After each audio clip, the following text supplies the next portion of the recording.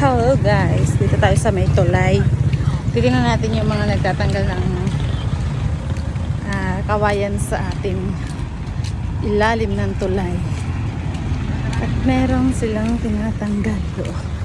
Okay, para mamaya ay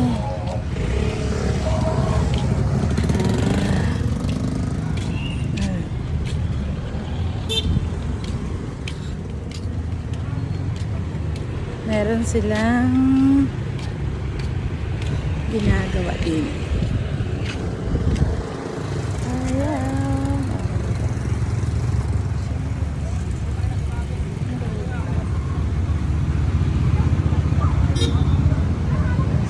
Para pag bumagyo